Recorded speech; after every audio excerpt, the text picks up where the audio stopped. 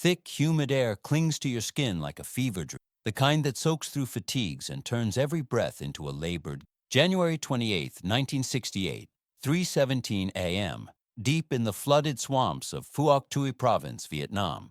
A twig snaps, deliberate, echoing like a gunshot in the pre-dawn silence. Then another. Footsteps? No, too rhythmic, too clumsy for the ghosts of the jungle. Lan Thi Nguyen, 22 years old, pauses mid-stride, her bare feet sinking into the muck, the weight of 40 pounds of rice sacks and ammo crates biting into her shoulders. She's one of the long-haired army, the female porters of the Viet Cong's National Liberation Front, threading these narrow trails from village to vanguard under the cover of endless green hell. She's heard the Yanks before, their choppers thumping like angry gods, radios crackling with English bravado, boots crashing through underbrush like drunk elephants. But this is different. A rustle, a branch sway, close enough to smell sweat.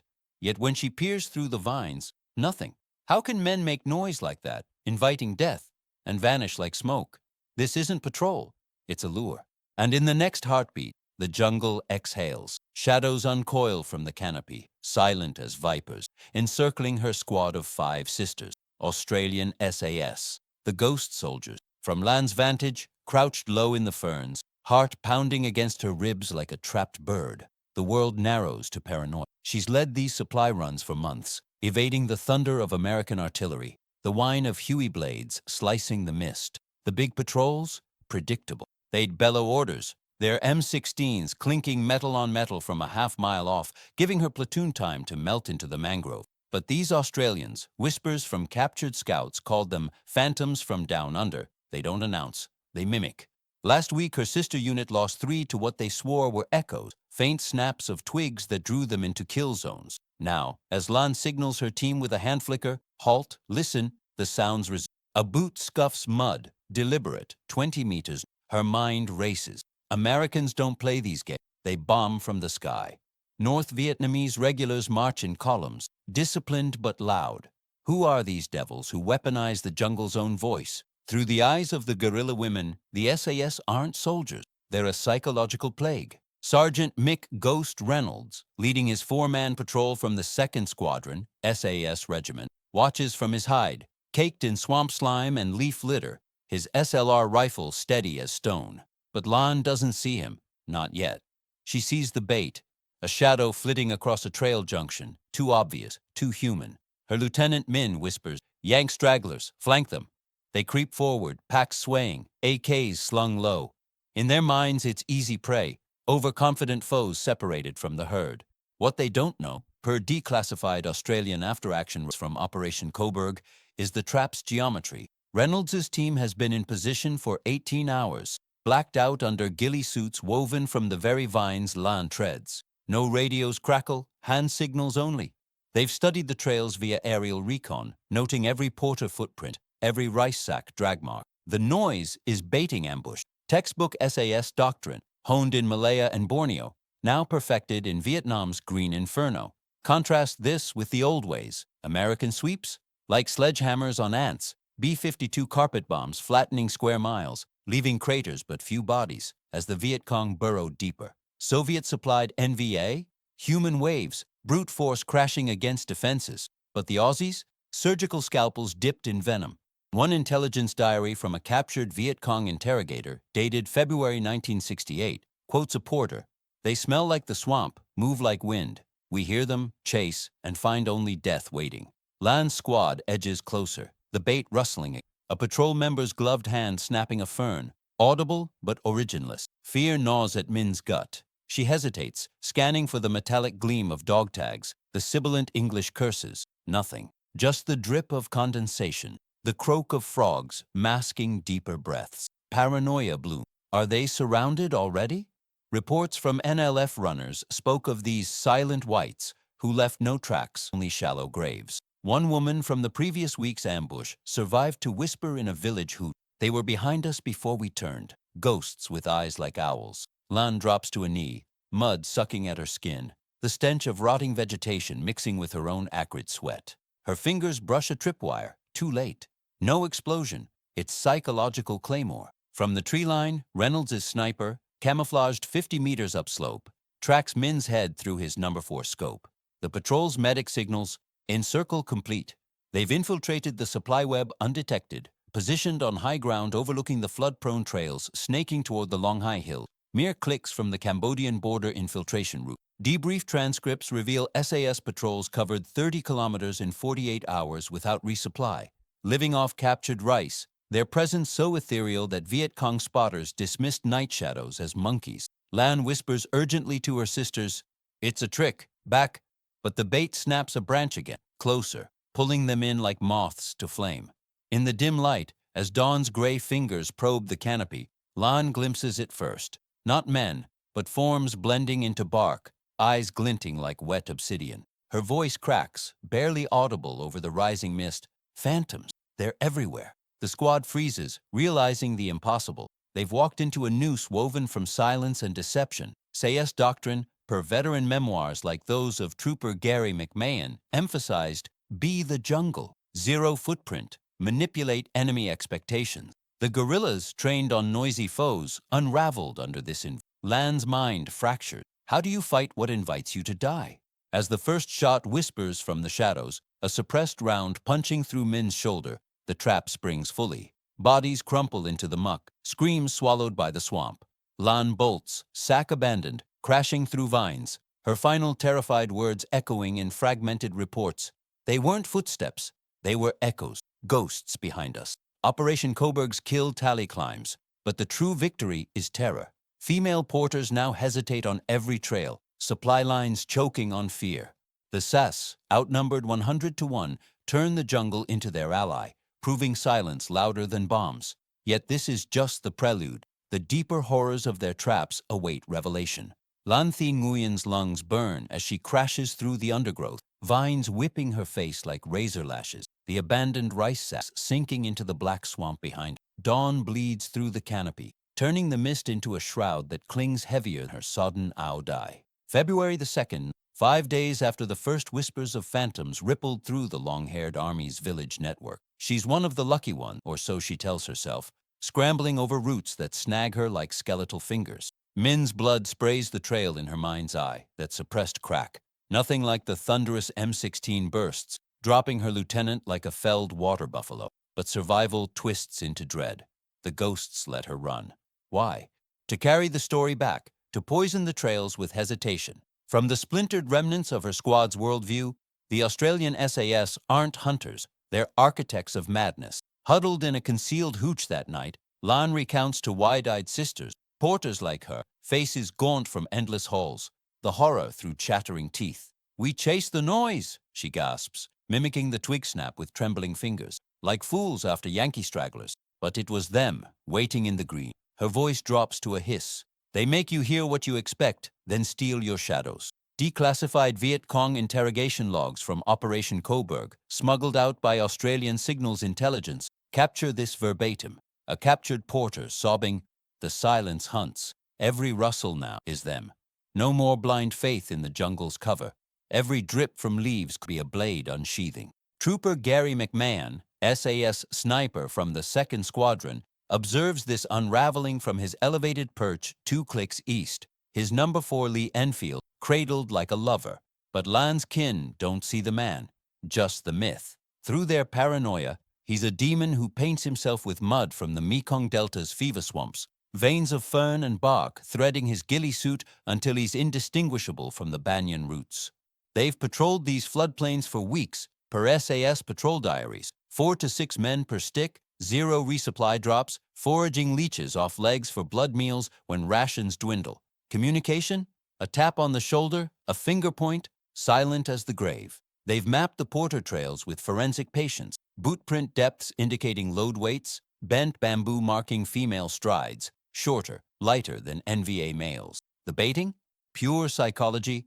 Reynolds' team rustles ferns at predicted porter transit times, gleaned from intercepted NLF radio chatter. Scale it against the giants they've faced, American search and destroy, industrial meat grinders, Rome plows bulldozing hectares, napalm blooming orange fireballs that lit the night for miles, but scattering the elusive like roaches under floodlights. NVA sappers, explosive fury, satchel charges ripping bunkers, but telegraphed by the rumble of trucks on Ho Chi Minh route. The SASs whisper thin wires in the dark. One after-action report from Captain Peter Bennett's debrief quotes a Viet Cong defector. Yanks shake the earth, Aussies breathe it. Land's warning spreads like malaria. Squads now send scouts ahead, halving loads to move faster. But paranoia slows them to crawls. Supplies clot. Ammo crates rot in hidden caches. Rice ferments in burlap.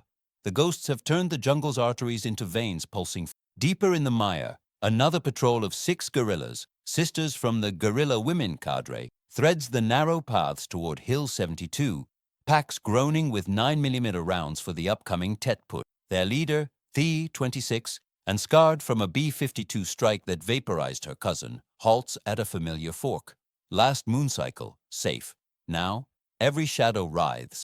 Intelligence whispers from Hanoi warned of white ghosts infiltrating from the south, but dismissed as Yank propaganda. Then it starts. A faint clink. Metal on metal? No, subtler. A buckle adjusted, deliberate, 30 meters upslope. The signals freeze, hearts hammering. Yank gear, she breathes, recalling the telltale jangle. They fan out, low and lethal, AKs off safe.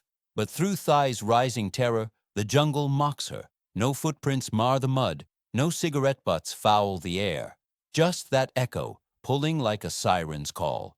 From SAS eyes, unseen, unfelt, Corporal Dave Shadow Ellis executes the play. His team, inserted 36 hours prior via blacked-out Huey insertion 10 clicks out, has laced the trail with invisible kill sacks, claymores angled for maximum fragmentation, tripwires tied to pig traps of sharpened bamboo. But the real weapon? Expectation. Ellis snaps a dry twig, precise volume, mimicking a heavy boot, knowing Porter psyches crave the familiar Yank cacophony. Viet Cong field manuals, captured in a January raid, drilled evasion of noisy imperialists, blind to this reversal. Thi's squad creeps closer, sweat-stinging eyes, the bait rustling again. A gloved hand brushing leaves, origin blurred by mist. Paranoia fractures discipline. One girl whispers, "They're playing us," but greed for a kill pushes them. Reports from NLF runners, pieced in Australian intel fusion centers, note the shift.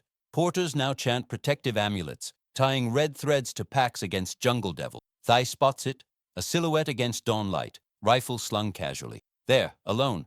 They surge, but the form evaporates, leaving only disturbed mud. Too late. From the canopy, McMahon's crosshairs kiss Thi's temple. The suppressed SLR coughs once. Her body twitches into the floodwater. Panic erupts. The sisters scatter into prepared fields of fire. Claymores whisper pop, shrapnel singing through flesh like jungle hornets. 2 down, writhing in crimson mud. The survivors bolt, one gasping Thi's last words, echoed in a February 1968 defector diary. "We heard them breaking branches, so we moved. But they weren't steps, echoes. When we realized they were already behind us." The trap's genius, per veteran SAS accounts like McMahon's memoir, lies in inversion. Viet Cong ears, tuned to thunder, deafened to whispers. Patrols now roam unmolested, supply lines fracturing under self-inflicted doubt. Lan, hearing the tale days later, clutches her amulet tighter. The ghosts don't just kill, they haunt the mind's every rustle. Yet deeper traps lurk, horrors that would make even phantoms flinch. The swamp's feverish grip tightens as February 5, 1968, uncoils into another sodden night, the air thick with the rot of drowned mangroves and the distant thunder of long-high artillery probing the dark. Lan Thi Nguyen huddles in the flickering lamplight of a concealed spider hole, her fingers raw from weaving fresh camouflage nets, recounting Thi's slaughter to a cluster of wide-eyed porters. 8 women now, their audias patched with mud, packs stuffed with RPG rounds destined for Tet offensive front lines. "Echoes," Lan hisses, eyes darting to every shadow that dances on bamboo walls. "They lure with our own fears, then close like python." Her voice fractures on the memory. No battle cries, no flares arcing skyward, just that velvet cough of death from nowhere, bodies harvested like overripe fruit. From their fractured lens, the Australian SAS aren't warriors. They're jungle swords, twisting sound into nooses. One girl, barely 19, clutches a faded photo of her village, whispering, "Even monkeys flee their paths." Declassified National Liberation Front courier logs, intercepted by Australian 547 Signals Regiment, echo this dread. Ghosts invert the hunt. Prey becomes predator in the hearing. Trooper Gary McMahon, perched in a banyan crotch overlooking the supply nexus.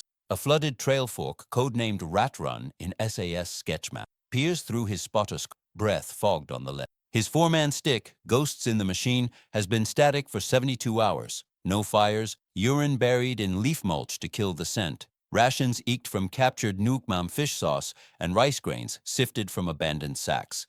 Through lands spreading paranoia, McMahon morphs into legend, a pale demon whose eyes pierce mist, ghillie suit pulsing with fire ants he ignores like old friends. They've predicted this convoy via pattern analysis.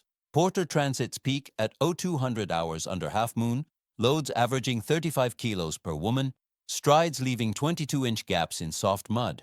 Communication, a pebble tossed to signal enemy inbound, fingers tracing runes in the dirt for wind shift. The bait evolves tonight, not mere snaps, but layered deception. Faint radio static mimicking Yank PRC-25 bursts, played from a looped cassette in a waterproof pouch, volume dialed to whisper.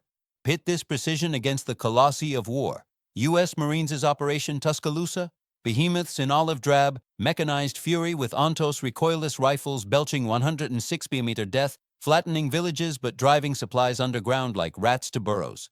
NVA 1st Division thrusts, tsunamis of T-55 tanks churning Ho Chi Minh Trail mud into geysers, but betrayed by engine growls audible clicks away. SAS, nerve agents in the bloodstream, 4 men denying a battalion's worth of material. A February 1968 Australian Joint Intelligence Organization bulletin, drawn from defector polygraphs, quotes a guerrilla women cadre leader. Yanks roar like tigers, Soviets stampede like buffalo. Aussies, spiders spinning webs from our breaths. Lan's group emerges from the gloom, 8 shadows strung single file, the lead scout, Han, 24, with shrapnel scars puckering her cheek, freezing at the first lure, static hiss, English garble too muffled to parse, 40 meters ahead. Imperialist patrol, Han breathes, signaling advance. They slither forward, AK-47s hungry, dreaming of salvaged sea rations. Paranoia prickles, no chopper thump, no boot thunder, just that itch, the feeling of eyes boring from the vines. From Han's gut-twisting view, the jungle betrays her step by step. The static cuts to a rustle, deliberate branch drag, evoking heavy pack snagging. Stragglers fatigued, she mutters, greed overriding doubt.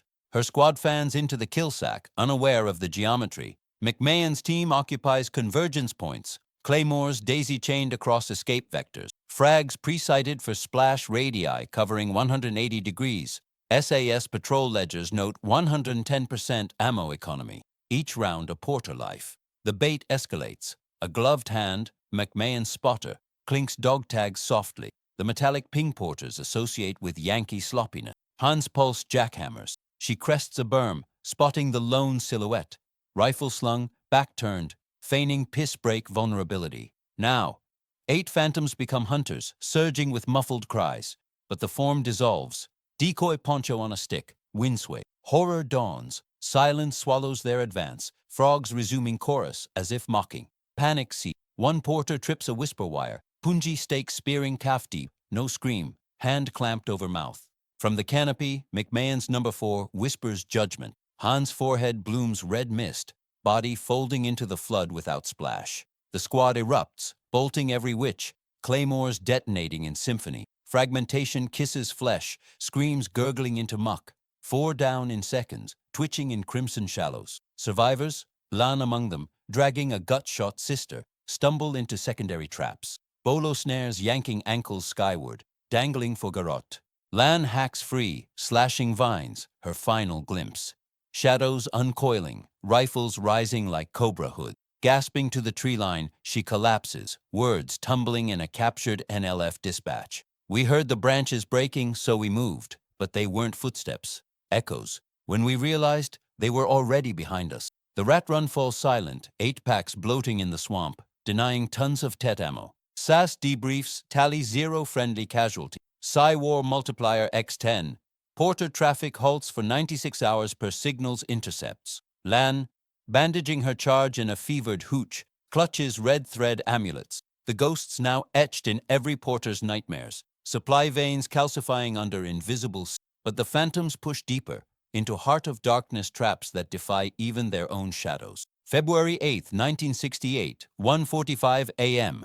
The moon a sickle slashed through thunderheads, dumping sheets of rain that hammer the flooded flats of Phuoc Tui like divine judgment. Lan Thi Nguyen, ribs bruised from Han's last desperate clutch, leads a desperate 9-woman porter chain along the Ghost Trail, a vein of high ground snaking toward the Nui Din Hills. Their burdens, mortar tubes wrapped in lotus leaves, 60mm rounds slick with grease, dragging like anchors in the deluge. Mud cascades in rivers down their legs. Iodias plastered translucent, but fear overrides chill.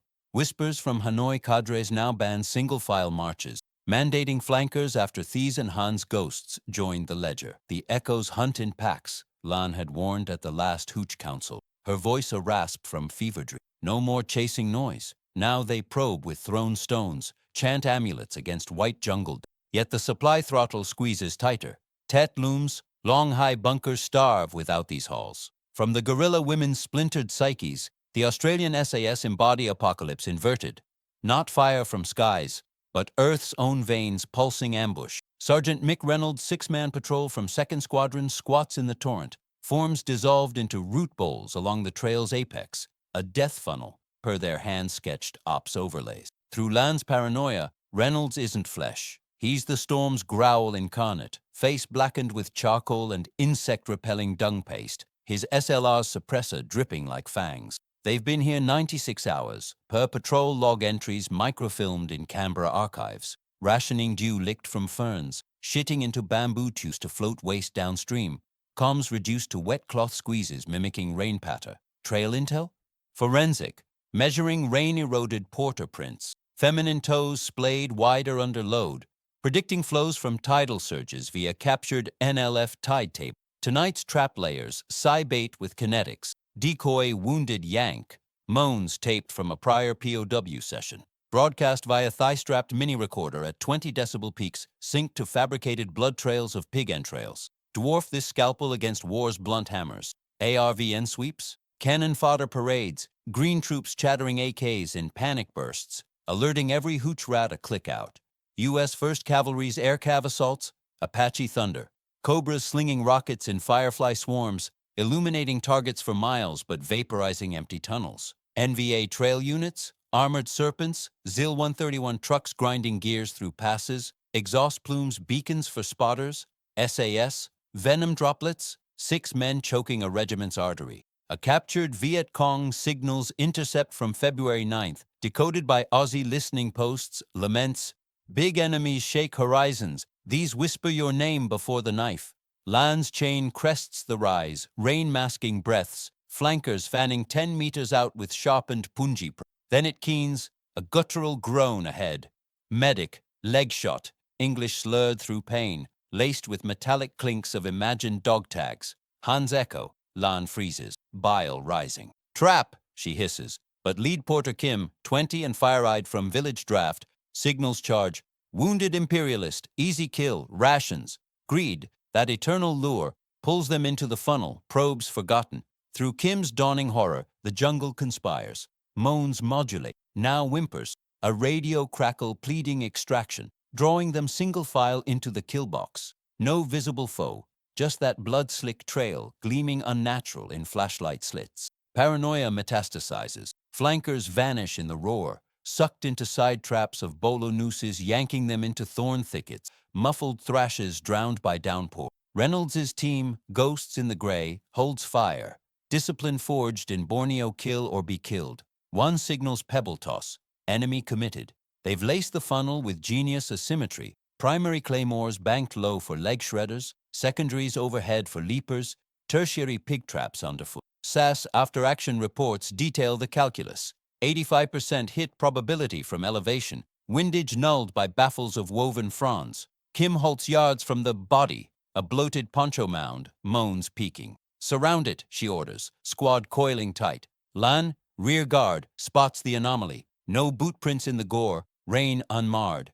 Too late, the moans cut to silence, replaced by the jungle's hush. From ambush perches, Corporal Dave Ellis's spotter whispers pebble, execute. McMahon's number 4 Lee Enfield, zeroed at 80 meters, births the symphony, a suppressed fut dropping Kim face first into her own probe. Panic ignites. The chain fractures, bolting upslope into claymore faces. Detonations bloom muted thunder. Ball bearings zip through torsos like monsoon hail. Bodies pulped into pink froth mixing with flood. 3 crumple mid-stride, entrails steaming in the rain. Survivors dive flanks into pig traps. Sharpened stakes impaling thighs. Screams bubbling as mouths flood. Lan rolls downslope, dodging a frag splash that peppers her pack. RPG rounds cooking off in harmless skybursts. She claws mud, glimpsing horrors. Shadows detaching from trees, methodically finishing writhers with knives. Silent coup de grace, no trophy scalps, just efficiency. One sister, pinned by stakes, locks eyes with a ghillie-shrouded form, Reynolds himself, before the blade whispers home. Lan bursts from the tree line, collapsing into a root tangle, rain washing blood from her hands. Days later, in a fever-racked debrief smuggled to NLF Command, intercepted by Australian Task Force Intel, her testimony fractures the myth. We heard the branches breaking, the cries of the wounded, so we moved. But they weren't footsteps, weren't men, echoes. When we realized, they were already behind us, in us, the jungle itself. The ghost trail seals, porter convoys reroute through minefields, Tet supplies wither by 40% per logistics extrapolation. SAS patrols ghost onward, kill tallies etched in mud graves, psyops compounding. Women now sleep clutching ears against imagined snaps. The phantom's web tightens, but the abyss beckons, a final soul-shattering trap where even ghosts confront the void. February 12, 1968, 4:22 a.m. The deluge relents to a venomous drizzle, steam rising from the corpse-choked ghost trail like souls fleeing Hades. Lan Tin Nguyen, gaunt as a bamboo stalk, ribs protruding under fever-soaked skin, marshals her final desperate relay. 12 guerrilla women, the last unbloodied porters of Phuoc Thui's supply web, staggering under payloads of Tet mortar fuses and satchel charges toward the Long Hai Rid. Their audias hang in tatters, red amulets knotted at throats pulsing like heartbeat, chants murmured against the echo devils that have clawed their sisters. Lan's voice, a cracked whisper from hooch to hooch, has ossified into doctrine. No noise chases, no flankers stray, probes precede every step. Yet Hanoi's edicts scream urgency, bunkers empty, Tet's thunder dulled without these veins. The jungle, once mother, now leers. Every drip a prelude snap, every gust a gloved rustle. From the porter's unraveling minds, the Australian SAS transcend flesh. They're the void incarnate, birthing traps from expectation's womb. Captain Peter Bennett's 8-man patrol, 2nd Squadron veterans rotated fresh from rat run kills, haunts the trail's throat. A sheer ravine bottleneck codenamed Abyss in their grease pencil maps, flanked by sheer limestone karsts weeping runoff. Through Lan's terror, Bennett morphs into Abyss King, charcoal-smeared specter whose eyes glow phosphorescent in night vision, ghillie pulsing with bioluminescent fungi for misdirection, static 120 hours. Per microfetched patrol diaries archived in Russell offices, sustenance from leech-sucked blood, and Nuoc cham-dipped grubs, waste evaporated via solar-heated bamboo stills. Intel lattice work? Exquisite. Rainfall gauges predicting mud viscosity for porter slip points, seismic sensors, jury-rigged from Huey parts, registering feminine footfalls by lighter cadence. Tonight's masterpiece, Symphony Bait, multiphasic silure drawn from captured NLF psych manual, moans, snaps, and phantom radio layered over a heartbeat drone mimicking panicked yank retreat. Juxtapose this ethereal scalpel to war's crude forges. U.S. 9th Infantry's riverine assaults, Leviathans afloat, PBR's churning wakes with 50 cal symphonies, forcing VC to ground but blind to vein-like trails. NVA 7th Division infiltrators, iron avalanches, PT-76 amphibians splashing Ho Chi Minh fords, betrayed by diesel belches. SASs, quantum ghosts, 8 men metastasizing a division's famine. A February 13th Australian signals intercept, polygraphed from a defector's lips, wails. Dragons breathe fire. These devils exhale your doom in whispers. Lan's chain snakes the ravine lip, probes jabbing mist, amulets clutched like lifelines. Then the abyss sings, layered prelude, a distant twig orchestra swelling to groans. Man down.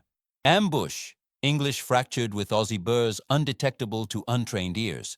Synced to clattering gear drops via spring-loaded decoys. Lead Porter Mai, 23, shrapnel veined from prior evades, halts trembling. Yank route, salvage godsends. Lan counters, echoes. But payload desperation overrides. They descend single file, Probes forgotten in greed's haze. Han's ghost haunts Mai's advance. Groans modulate to sobs. Radio pleas for evac. Coburg LZ compromised, pulling like gravitational maw. Flankers peel into karst fissures. Unseen bolo webs snatch them skyward. Throats garroted by auto-release vines before screams birth. The chain coils tight at the crash site. Strewn bodies, inflated bladders dyed crimson. Packs spilling phantom sea rats. Moans peaking in feigned death throes. Lan, mid-pack, pierces the veil. No heat from forms. Rain unrippling gore trails. Unnatural. Illusion, she shrieks, but the drone shifts. Heartbeat thump, mimicking her own pulse. Laced with sisterly cries taped from prior interrogation. Lan, behind you. Paranoia implodes. The chain fractures into probe frenzy. Boots churning mud into revelations. From the karst crow's nests, Bennett's orchestra cues finale. McMahon's number 4, Lee Enfield, baffle-wrapped for subsonic hush, kisses Mai's nape. Phut. She folds into her probe, eyes glazing accusation. Reynolds signals pebble cascade. Committed. The ravine erupts inverted Armageddon. Claymores phased in cascade. Primaries ankle-high shredders pulping calves. Tertiaries overhead, air-bursting shrapnel veils. Quaternaries ravine echo amplifiers turning blasts into sonic walls trapping lepers. Detonations chain like domino hell. Bearings lacerate torsos, limbs whirl into darkness. Mud fountains blooming pink geysers. 5 crumple in the first wave. Twitching symphonies gurgling floodwater. Survivors vault blindly into pitfall lattices. Pungy grids greased for swallow. Stakes kissing spines with venom-dipped kisses. Lan dives a berm. RPG pack detonating harmlessly overhead. Shards peppering sister into ragdolls. She claws upslope, glimpsing the inconceivable. Gilly wraiths detaching from stone, methodically knifing the maimed. No quarter, just jungle reclamation. Bodies dragged to mulch fertilizers. One final horror seals the void.